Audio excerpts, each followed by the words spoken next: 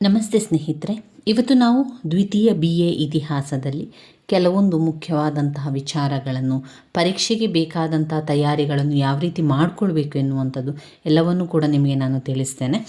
ಈಗಾಗಲೇ ಕೆಲವೊಂದು ಮುಖ್ಯವಾದ ವಿಚಾರಗಳನ್ನು, ಕೆಲವೊಂದು ಮುಖ್ಯವಾದ ಪ್ರಶ್ನೆಗಳನ್ನು ಕೂಡ ತಿಳಿಸಿದ್ದೆ. ಬ್ಲಾಕ್ 1ರಿಂದ ನೀವು 2 15 ಅಂಕದ ಪ್ರಶ್ನೆಗಳನ್ನು ಓದ್ಕೊಳ್ಳಿ, 2 10 ಅಂಕದ ಪ್ರಶ್ನೆಗಳನ್ನು ಓದ್ಕೊಳ್ಳಿ, 2 5 ಅಂಕದ ಪ್ರಶ್ನೆಗಳನ್ನು ಓದ್ಕೊಳ್ಬೇಕು. ಅದು ಬ್ಲಾಕ್ 1ರಿಂದ ಮಾತ್ರ. ನಂತರ ಬ್ಲಾಕ್ 2ರಿಂದ ಮತ್ತೆ 15 ಅಂಕದ 2 ಪ್ರಶ್ನೆ, ಮತ್ತೆ 10 ಅಂಕದ 2 ಪ್ರಶ್ನೆ, 5 ಅಂಕದ 2 ಪ್ರಶ್ನೆ. ಈ ರೀತಿಯಾಗಿ 4 ಬ್ಲಾಕಿನಿಂದಲೂ ಕೂಡ ಆಯ್ಕೆಯನ್ನು ಮಾಡಿಕೊಂಡು ಓದ್ಕೊಳ್ಳಿ. ನಂತರ ಸಮಯಾವಕಾಶವನ್ನು ನೋಡಿಕೊಂಡು ಮತ್ತಷ್ಟು ಪ್ರಶ್ನೆಗಳನ್ನು ನೋಡ್ಕೊಳ್ಳಿಕ್ಕೆ ಹೋಗಿ. ತುಂಬಾ ಮುಖ್ಯವಾಗಿರುವಂಥ ಪ್ರಶ್ನೆಗಳನ್ನು ಮೊದಲಿಗೆ ನೋಡಿಕೊಂಡು ನಂತರ ಉಳಿದಿರುವಂಥ ಪ್ರಶ್ನೆಗಳ ಕಡೆಗೆ ನೀವು ಅದರ ಪಾಯಿಂಟ್ಸ್ಗಳೇನಿದೆ ಎನ್ನುವಂಥದ್ದನ್ನು ತಿಳ್ಕೊಳ್ಬೇಕು. ಇವತ್ತು ನಾನು ನಿಮಗೆ ಬ್ಲಾಕ್ 4ರಲ್ಲಿರುವಂತಹ 15 ಅಂಕದ 2 ಪ್ರಶ್ನೆ, 10 ಅಂಕದ 2 ಪ್ರಶ್ನೆ, 5 ಅಂಕದ 2 ಪ್ರಶ್ನೆಯನ್ನು ನಿಮಗೆ ನಾನು ತಿಳಿಸ್ಕೊಡ್ತೇನೆ. ಇದು ಪರೀಕ್ಷೆ ತಯಾರಿಗೆ ಬೇಕಾಗಿರುವಂತಹ ಪ್ರಶ್ನೆಗಳನ್ನಷ್ಟೇ ನಿಮಗೆ ನಾನು ಇಲ್ಲಿ ತಿಳಿಸ್ಕೊಡುವಂಥದ್ದು. ನೀವು ಓದಬೇಕಾದ್ರೆ ಎಲ್ಲವನ್ನು ಓದ್ಕೊಳ್ಳಿಕ್ಕೆ ನಮಗೆ ಸಾಧ್ಯ ಆಗೋದಿಲ್ಲ. ಆದಷ್ಟು ಏನು ಮಾಡಬೇಕು, ಈ ರೀತಿಯಾಗಿ 2 ಪ್ರಶ್ನೆಗಳನ್ನು ಆಯ್ಕೆ ಮಾಡಿ ಓದ್ಕೊಂಡ್ರೆ ನಮಗೆ ಪರೀಕ್ಷೆಗೆ ಓದ್ಕೊಳ್ಳಿಕ್ಕೂ ಕೂಡ ತುಂಬಾ ಸುಲಭ ಆಗ್ತದೆ, ಹಾಗೆ ನೆನಪಲ್ಲಿ ಕೂಡ ಉಳಿತದೆ. ಅದು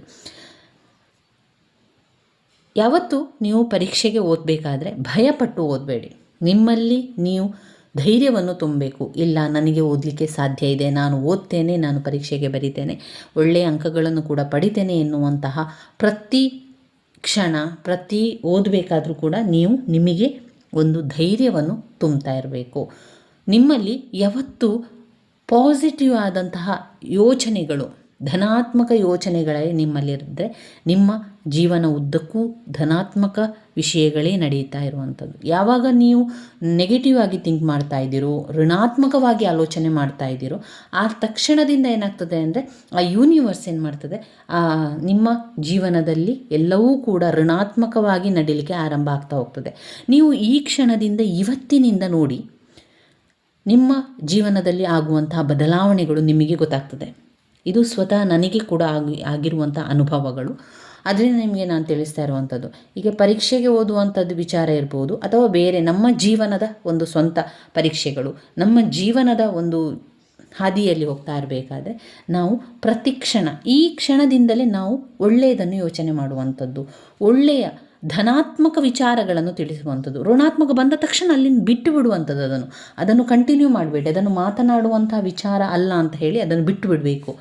ಯಾರ ಜೊತೆಗೆ ಮಾತನಾಡಬೇಕಾದ್ರೆ ಅಥವಾ ನಿಮಗೆ ನೀವು ಯೋಚನೆ ಮಾಡಬೇಕಾದ್ರೆ ಋಣಾತ್ಮಕವಾಗಿ ಯೋಚನೆ ಮಾಡಬೇಡಿ, ಎಲ್ಲ ಕೂಡ ಧನಾತ್ಮಕವಾಗಿ ಯೋಚನೆ ಮಾಡಬೇಕು. ಉದಾಹರಣೆಗೆ,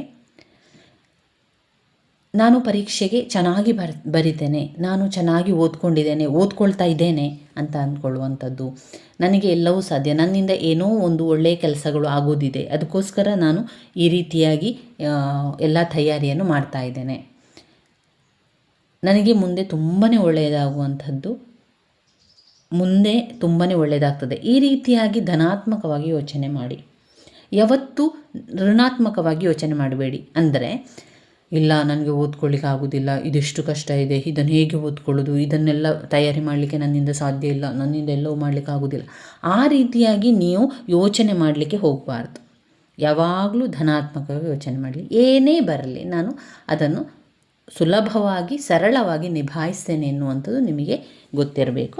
ಇವತ್ತು ನಾವು ಬ್ಲಾಕ್ 4ರಿಂದ ಓದ್ಕೊಳ್ಳುವ. ಯಾವಾಗಲೂ ಬ್ಲಾಕ್ 1ರಿಂದಲೇ ನಾವು ಆರಂಭ ಮಾಡ್ತೇವೆ. ಇವತ್ತು ಬ್ಲಾಕ್ 4ರಲ್ಲಿರುವಂತಹ ಪ್ರಶ್ನೆಗಳನ್ನು ಆಯ್ಕೆ ಮಾಡಿಕೊಂಡು ಓದ್ಕೊಳ್ಳುವ. ನನ್ನ ಜೊತೆಗೆ ನೀವು ಕೂಡ ಪಾಯಿಂಟ್ಸ್ಗಳನ್ನು ಬಾಯ್ಪಾಠ ಮಾಡಿಕೊಳ್ಳಿ. ಆವಾಗ ಅಲ್ಲೇ ಅದು ನಮಗೆ ಒಂದು ರಿವಿಷನ್ ಥರ ಆಗಿರ್ತದೆ. 211 ಪುಟ ಸಂಖ್ಯೆಯನ್ನು ತೆಗೀರಿ.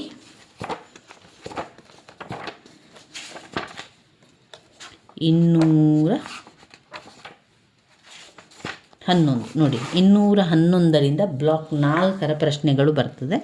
4ರ ಪ್ರಶ್ನೆಯಲ್ಲಿ ಯಾವುದನ್ನು ಓದ್ಕೊಳ್ಳಿಕ್ಕಿದೆ ಎನ್ನುವಂಥದ್ದನ್ನು ನಾವು ನೋಡಿದರೆ,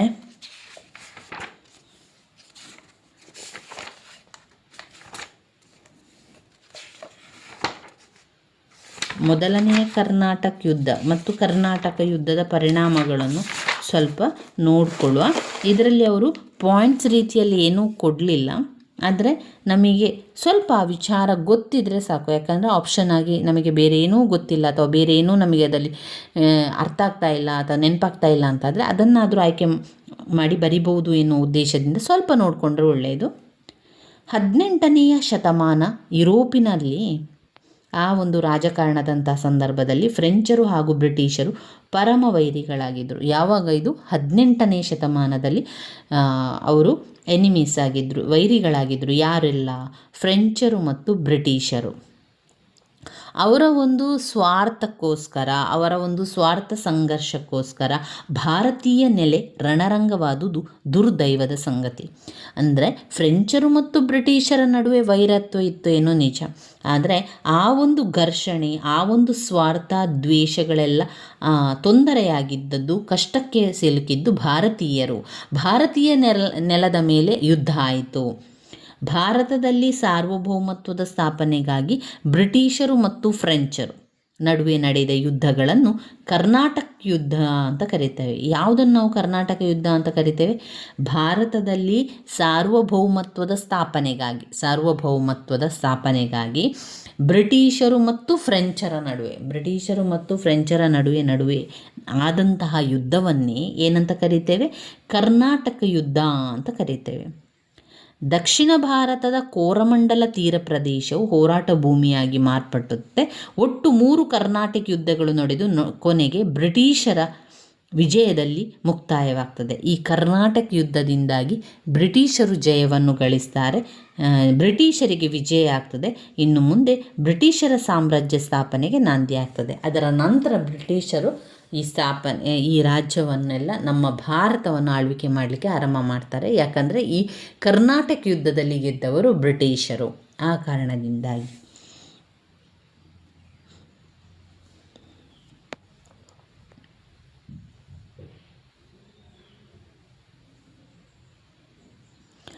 ಮೊದಲನೇ ಕರ್ನಾಟಕ ಯುದ್ಧ ಆದದ್ದು 1746ರಿಂದ 48ರ ತನಕ ಮೊದಲನೆಯ ಕರ್ನಾಟಕ ಯುದ್ಧ ಆಯಿತು. 46ರಿಂದ 48ರ ತನಕ ಯಾರ ನಡುವೆ ಆಯಿತು? ಯಾರು ಆಗ ಆಳ್ತಾ ಇದ್ರು? ಆಗ ಅಲ್ಲಿನ ಪರಿಸ್ಥಿತಿ ಏನು? ಎಲ್ಲವನ್ನು ಕೂಡ ತಿಳ್ಕೊಳ್ಳೋ. ಮೊಘಲ್ ಸಾಮ್ರಾಜ್ಯದ ಪತನಾನಂತರ ದಕ್ಕನ್ ಪ್ರದೇಶವು ನಿಜಾಮ್ ಉಲ್ ಮಲ್ಕನ್ ಅಧೀನದಲ್ಲಿ ಸ್ವತಂತ್ರ ಆಯಿತು. ಹೈದರಾಬಾದ್ನ ಪ್ರಾಂತ್ಯದಲ್ಲಿರುವಂಥದ್ದು ಅದು ನಮ್ಮ ಆಡಳಿತ ಕೇಂದ್ರವಾಯಿತು. ಆಸಫ್ ಜಾ ನಿಜಾಮನಾಗಿದ್ದನು, ಆದರೆ ಅವನು ಅಶಕ್ತನಾಗಿದ್ದರಿಂದ ಕೋರಮಂಡಲದ ರಾಜಧಾನಿಯಾದ ಅರ್ಕಾಟಕ್ನ ನವಾಬ ಹೆಚ್ಚು ಕಡಿಮೆ ಸ್ವತಂತ್ರನಾಗಿಯೇ ವರ್ತಿಸ್ತಾ ಇದ್ದ. ಇನ್ನು ರೋಸ್ಟ್ ಆಲಿ ಅರ್ಕಾಟಿನ ನವಾಬನಾಗಿದ್ದಾಗ ಮರಾಠರು ಈ ಪ್ರದೇಶಕ್ಕೆ ಮುತ್ತಿಗೆಯನ್ನು ಹಾಕಿದರು. ಈ ಪ್ರದೇಶವನ್ನು ಕೊಳ್ಳೆ ಹೊಡೆದು ನವಾಬನಾಗಿದ್ದ ದೋಸ್ ಆಲಿಯನ್ನು ಕೊಂದರು ಹಾಗೂ ಅವನ ಅಳಿಯನಾದ ಚಾಂದ್ ಸಾಹೇಬನನ್ನು ಬಂಧಿಸಿ ಸತಾರಾಗೆ ಕರೆದೊಯ್ತಾರೆ. ಮುಂದೆ ಏನಾಗ್ತದೆ? ಮುಂದೆ ದೋಸ್ ಆಲಿಯ ಮಗನು ಕೊಲೆಯಾಗಿ ರಾಜಕೀಯ ಅಸ್ಥಿರತೆ ಉಂಟಾಗ್ತದೆ. ಎಲ್ಲರೂ ಕೂಡ ಮರಣ ಹೊಂದಿದಾಗ ಅಲ್ಲಿ ಆಡಳಿತ ಹೇಗೆ ನಡೆಸುವಂಥದ್ದು? ಆಗ ಆ ಒಂದು ರಾಜಕೀಯ ಅಸ್ಥಿರವಾಗಿರ್ತದೆ. ನಿಜಾಮನು 1743ರಲ್ಲಿ ತನ್ನ ನಂಬಿಕೆಯ ಬಂಟನಾಗಿದ್ದ ಅನ್ವರುದ್ದೀನನ್ನು ಅರ್ಕಾಟಿನ ನವಾಬನನ್ನಾಗಿ ನೇಮಿಸ್ತಾನೆ. ಇದರಿಂದಾಗಿ ದೋಸ್ತ್ ಆಲಿಯ ಬೆಂಬಲಿಗರು ಅತೃಪ್ತರಾಗಿ ಪ್ರತಿಭಟಿಸಲಾರಂಭಿಸ್ತಾರೆ. ಒಟ್ಟಿನಲ್ಲಿ ಕರ್ನಾಟಕ ಪ್ರಾಂತ್ಯ ಅನೈತಿಕತೆಯ ಬೀಡಾಯಿತು. ಇದೇ ಸಂದರ್ಭದಲ್ಲಿ ಯುರೋಪಿನಲ್ಲಿ ಫ್ರೆಂಚರು ಮತ್ತು ಬ್ರಿಟರ ನಡುವೆ ಸಂಘರ್ಷ ಆರಂಭ ಆಗ್ತದೆ. ಆಸ್ಟ್ರಿಯಾ ದೇಶದಲ್ಲಿ ಉತ್ತರಾಧಿಕಾರಕ್ಕಾಗಿ ಕಲಹ ಕೂಡ ಆರಂಭಿಸಿದಾಗ ಬ್ರಿಟಿಷರು ಮತ್ತು ಫ್ರೆಂಚರು ಒಂದೊಂದು ಗುಂಪನ್ನು ಬೆಂಬಲಿಸಿದರು. ಇದರಿಂದಾಗಿ ಇವರಿಬ್ಬರ ನಡುವೆ ಏನಾಯಿತು? ಯುರೋಪಿನಲ್ಲಿಯೇ ಯುದ್ಧ ಕೂಡ ಆರಂಭ ಆಗ್ತದೆ. ಅದರ ಪರಿಣಾಮವಾಗಿ ಭಾರತದಲ್ಲೂ ಫ್ರೆಂಚ್ ಮತ್ತು ಬ್ರಿಟಿಷರ ನಡುವೆ ಯುದ್ಧ ಆರಂಭಿಸಲಾಯಿತು. ಈ ಹೊತ್ತಿಗಾಗಲೇ ಫ್ರೆಂಚರು ಪಾಂಡಿಚೇರಿಯನ್ನು ತಮ್ಮ ಪ್ರಬಲ ವ್ಯಾಪಾರ ಕೊಟ್ಟಿಯನ್ನಾಗಿ ಮಾಡಿಕೊಂಡಿದ್ದರು. ಮಚಲಿಪಟ್ಟಣ, ಮಾಹೆ, ಬಂಗಾಳದ ಚಂದ್ರನಾಗೂರ್ ಫ್ರೆಂಚರ ಪ್ರಮುಖ ವ್ಯಾಪಾರ ಕೇಂದ್ರಗಳಾಗಿದ್ದವು. ಮೇಲೆ ಅವರು ಹೇಳಿರುವಂತೆ ವ್ಯಾಪಾರದಲ್ಲಿ ಈಗಾಗಲೇ ಇದ್ದ ಪೈಪೋಟಿ ರಾಜಕೀಯ ಪ್ರಾಬಲ್ಯ ಪೈಪೋಟಿಯಾಗಿ ಮಾರ್ಪಾಡು ಆಗ್ತದೆ. ಈಗ ನಿಮಗೆ ಗೊತ್ತಾಯಿತು ಇಲ್ಲಿ ಏನಾಯಿತು. ಅವರು ಏನು ಮಾಡಿದರು? ಬ್ರಿಟಿಷರು ಮತ್ತು ಫ್ರೆಂಚರ ನಡುವೆ ಘರ್ಷಣೆ ಆರಂಭ ಆಗಿದ್ದು. ಆರಂಭವಾಗಿದ್ದು. ಅನಂತರದಲ್ಲಿ ಆಸ್ಟ್ರಿಯಾ ದೇಶದಲ್ಲಿ ಉತ್ತರಾಧಿಕಾರಕ್ಕಾಗಿ ಮತ್ತೆ ಕಲಹ ಆರಂಭ ಆಗ್ತದೆ. ಬ್ರಿಟಿಷರು ಮತ್ತು ಫ್ರೆಂಚರು ಒಂದೊಂದು ಗುಂಪನ್ನು ಬೆಂಬಲಿಸ್ತಾರೆ. ಅವರು ಒಂದು ಗುಂಪು, ಇವರು ಇನ್ನೊಂದು ಗುಂಪನ್ನು ಬೆಂಬಲಿಸ್ತಾ ಹೋಗುವಂಥದ್ದನ್ನು ಕಾಣ್ಬೋದು. ನಂತರ ಇಲ್ಲಿ ಬ್ರಿಟಿಷರು ಮತ್ತು ಫ್ರೆಂಚರ ನಡುವೆ ಯುದ್ಧ ಆರಂಭವಾಗುವಂಥದ್ದು.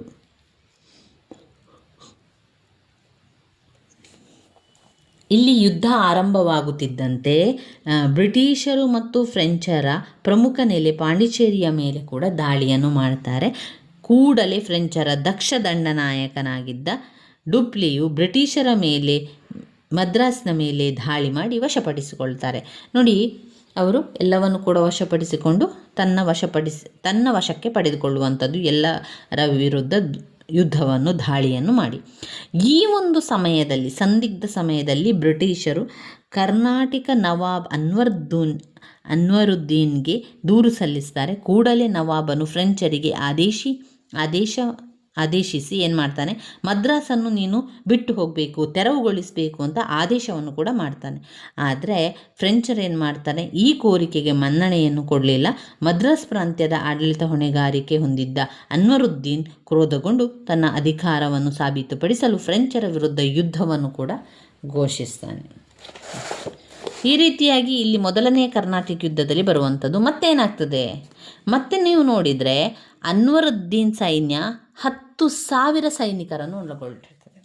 ಕಡಿಮೆ ಸೈನಿಕರಲ್ಲ, 10,000 ಸೈನಿಕರಿದ್ದರು. ತುಂಬ ಬೃಹತ್ ಸೈನ್ಯ ಅಂತ ಹೇಳ್ಬೋದು. ಅತ್ಯಂತ ತುಂಬ ಬೃಹತ್ ಸೈನ್ಯವನ್ನು ಹೊಂದಿತ್ತು. ಫ್ರೆಂಚ್ ಸೈನ್ಯದ ವಿರುದ್ಧ ಹೋರಾಟ ಕೂಡ ಆರಂಭ ಮಾಡ್ತಾರೆ. ಫ್ರೆಂಚ್ ನೇತೃತ್ವದಲ್ಲಿ ಎಷ್ಟು ಫ್ರೆಂಚ್ ಸೈನಿಕರಿದ್ದರು? 230 ಫ್ರೆಂಚ್ ಸೈನಿಕರು, 700 ಭಾರತೀಯ ಸೈನಿಕರು ಕೂಡ ಇದ್ದರು. ಸ್ಯಾಂಥೋಮ್ ಹಾಗೂ ಅಡ್ಯಾರ್ ಕದನಗಳಲ್ಲಿ ನವಾಬನ ಸೈನ್ಯ ಸಂಪೂರ್ಣವಾಗಿ ಅಲ್ಲಿ ಸೋತು ಬಿಡ್ತದೆ. ಈ ಯುದ್ಧ ಏನಾಗ್ತದೆ, ವಿದೇಶಿಯರ ಯುದ್ಧ ಪ್ರಾಬಲ್ಯ ಹಾಗೂ ಭಾರತೀಯ ಸೈನ್ಯದ ದುರ್ಬಲತೆಯನ್ನು, ಅವರ ಒಂದು ಸೈನ್ಯದ ದುರ್ಬಲತೆಯನ್ನು ಅದು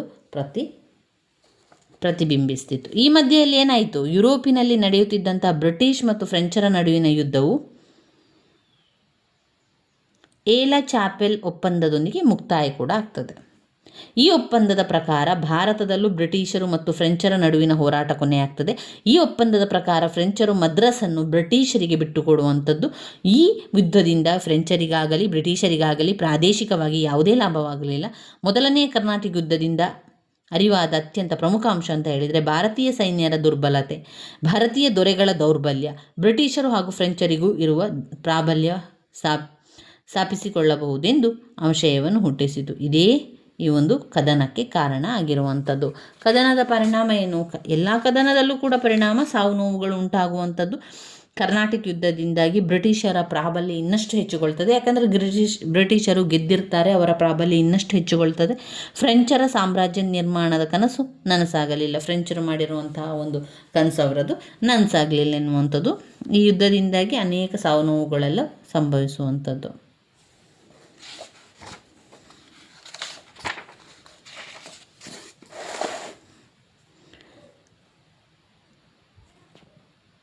ಬಾಕ್ಸರ್ ಕದನವನ್ನು ಓದ್ಕೊಳ್ಬೇಕು ನಾವು.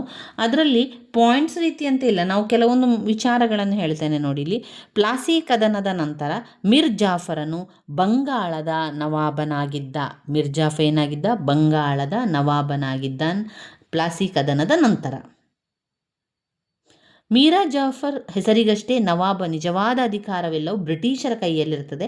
ಪ್ಲಾಸಿ ಕದನ ನಂತರ ಒಪ್ಪಂದಗಳಿಂದ ಬ್ರಿಟಿಷ್ ಅಧಿಕಾರಿಗಳು ನಿರೀಕ್ಷೆಗೂ ಮೀರಿ ಸಂಪತ್ತನ್ನು ದೋಚುತ್ತಾರೆ. ಇದೇ ಸಂದರ್ಭದಲ್ಲಿ ಬಂಗಾಳದ ಮೇಲೆ ಮರಾಠರು ತಮ್ಮ ದಾಳಿಯಿಂದಾಗಿ ಬಂಗಾಳದ ಆರ್ಥಿಕ ಪರಿಸ್ಥಿತಿ ಮತ್ತಷ್ಟು ಹದಗೆಟ್ಟು ಹೋಗ್ತದೆ. ಬ್ರಿಟಿಷರ ಒತ್ತಡದಲ್ಲಿ ಆಡಳಿತ ನಡೆಸುವುದು ಮಿರ್ ಜಾಫರನಿಗೆ ಬಹಳ ಕಷ್ಟವಾಯಿತು. ಇನ್ನು ಡಚ್ಚರು ಹಡಗುಗಳು ಹೂಗ್ಲಿ ನದಿಯ ಹತ್ತಿರದವರೆಗೂ ಬಂದವು. ಬ್ರಿಟಿಷರ ಕಪಿಮುಷ್ಟಿಯಿಂದ ಪಾರಾಗಲು ಡಚ್ಚರ ಸಹಾಯವನ್ನು ಪಡೆಯಲು ಮಿರ್ ಜಾಫರನು ಪ್ರಯತ್ನಿಸಿದನು.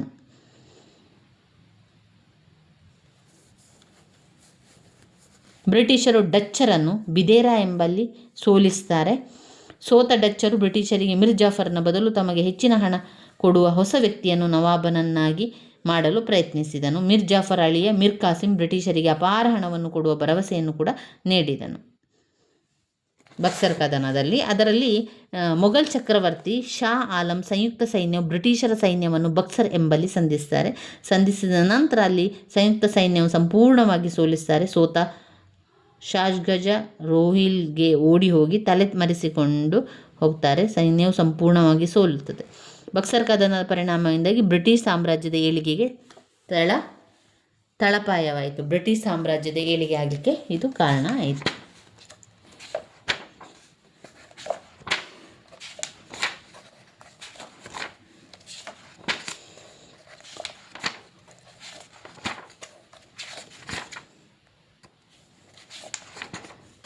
ಇದರಲ್ಲಿ ರೆಗ್ಯುಲೇಟಿಂಗ್ ಆ್ಯಕ್ಟನ್ನು ಸ್ವಲ್ಪ ಓದ್ಕೊಳ್ಬೇಕು. ರೆಗ್ಯುಲೇಟಿಂಗ್ ಆ್ಯಕ್ಟ್ 5 ಅಂಕಕ್ಕೆ ಕೇಳಿರುವಂತಹ ಪ್ರಶ್ನೆ. ಇದನ್ನು ನೋಡಿಕೊಳ್ಳುವ. ರೆಗ್ಯುಲೇಟಿಂಗ್ ಆ್ಯಕ್ಟ್ ಭಾರತ ಸಂವಿಧಾನದ ಬೆಳವಣಿಗೆಯ ಇತಿಹಾಸದಲ್ಲಿ ರೆಗ್ಯುಲೇಟಿಂಗ್ ಕಾಯ್ದೆ ಮೊದಲ ಒಂದು ಮೆಟ್ಟಿಲಾಗಿದೆ. ಬ್ರಿಟಿಷ್ ಸರ್ಕಾರ ಜಾರಿಗೆ ತಂದ ಮೊಟ್ಟ ಮೊದಲ ಆಡಳಿತ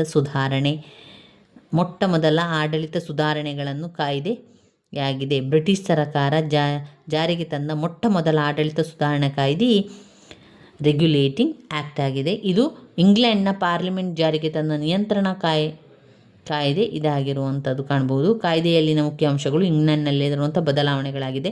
ಬೋರ್ಡ್ ಆಫ್ ಡೈರೆಕ್ಟರ್ ಅಧಿಕಾರಿಯ ಅವಧಿಯನ್ನು 4 ವರ್ಷಗಳಿಂದ ನಿಗದಿಪಡಿಸಲಾಗಿದ್ದು ಅದನ್ನು 4 ಭಾಗದ ಸದಸ್ಯರು ಪ್ರತಿ ವರ್ಷ ನಿವೃತ್ತಿ ಹೊಂದಬೇಕಾಯಿತು.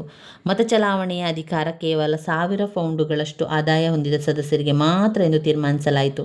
ಬಂಗಾಳ, ಮದ್ರಾಸ್, ಮುಂಬೈ ಪ್ರಾಂತ್ಯದ ಪ್ರತಿಯೊಂದು ಆಡಳಿತ ವಿಚಾರವನ್ನು ಸೆಕ್ರೆಟರಿ ಆಫ್ ಸ್ಟೇಟ್ ಮುಂದಿಡಬೇಕಾಯಿತು. ಭಾರತದ ಗವರ್ನರ್ ಜನರಲ್ ಹಾಗೂ ಇತರ ಗವರ್ನರ್ಗಳು ಬೋರ್ಡ್ ಆಫ್ ಡೈರೆಕ್ಟರ್ಗಳ ಆಚರಣೆಗಳನ್ನು ಪಾಲಿಸಬೇಕಾಯಿತು. ಇದು ಕಾಯ್ದೆಯ ಮುಖ್ಯ ಅಂಶಗಳು. ರೆಗ್ಯುಲೇಟಿಂಗ್ ಆ್ಯಕ್ಟ್ ಈ ಮುಖ್ಯ ಅಂಶವನ್ನೇ ನಾವು 5 ಅಂಕಕ್ಕೆ ಬರೆದು ವಿವರಿಸ್ತಾ ಹೋದರೆ ಆಯಿತು.